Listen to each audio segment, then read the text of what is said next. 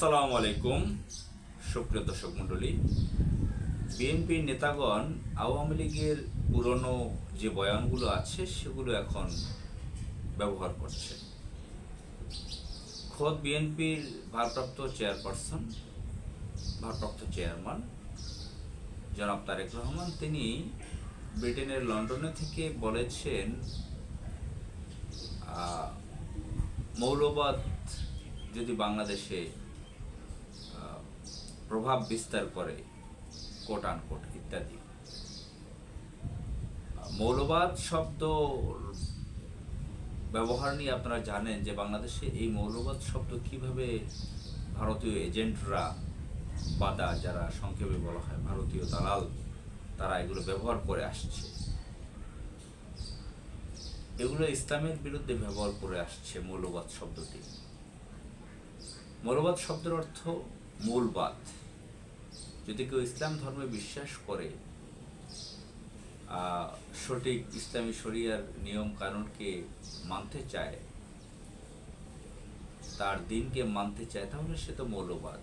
যে খ্রিস্টীয় ধর্ম মানতে চায়, সে ক্যাথলিক, প্রোটেস্ট্যান্ট যেটাই হোক না কেন, তারা তাদের বাইবেল অনুযায়ী তারা যদি সেটা মানতে চায়, তাহলে তারা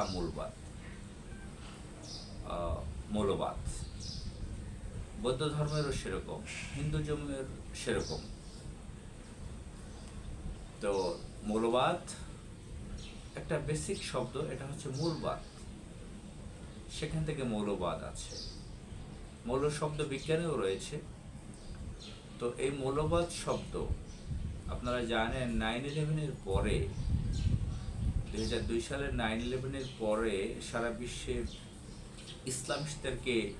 ইসলামিস্টদেরকে টার্গেট করা হয়েছে জঙ্গি সন্ত্রাস হিসেবে সাজাবার জন্য।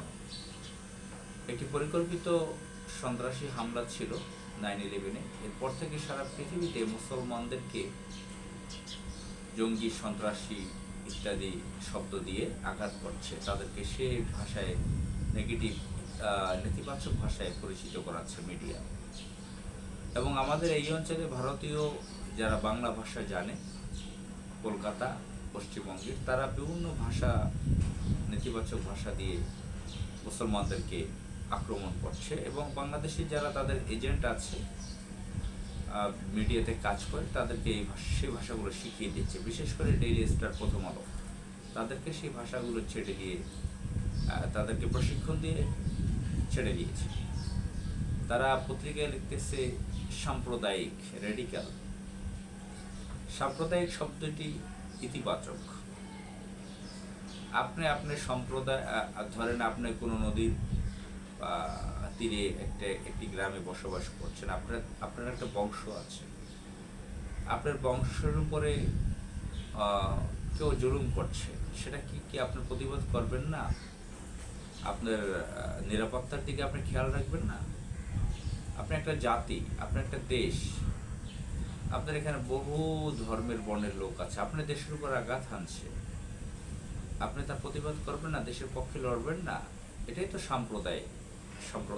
সম্প্রদায়গত শব্দ, সাম্প্রদায়িক। তো এখানেও এই শব্দগুলোকে নেগেটিভভাবে তুলে ধরেছে। ছিল সংসদ সদস্য, সেখানে সংসদ সদস্য বাদ দিয়ে প্রথম আলো তৈরি করেছে এখন থেকে 20-21 বছর আগে থেকে সাংসদ। এটা একটা ভিন্ন বিষয়, এটা কোনো ইসলামিস্টদেরকে বিরুদ্ধে না। কলকাতার বিভিন্ন ভাষা শিখে, শব্দ শিখে, বাজে শব্দ, সেগুলো এখানে ব্যবহার করা হয়।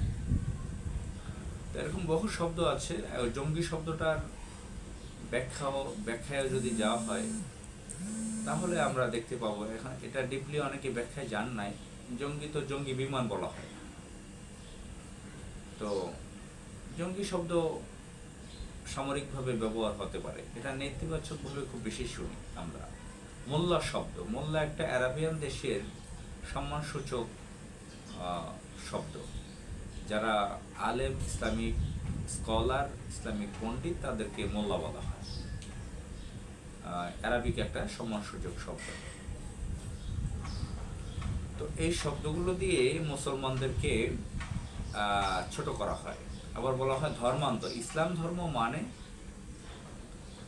ইসলাম ধর্মের নিয়মকানুন মেনে চলতে চায় তাদেরকে ধর্মান্ধ বলা হয়।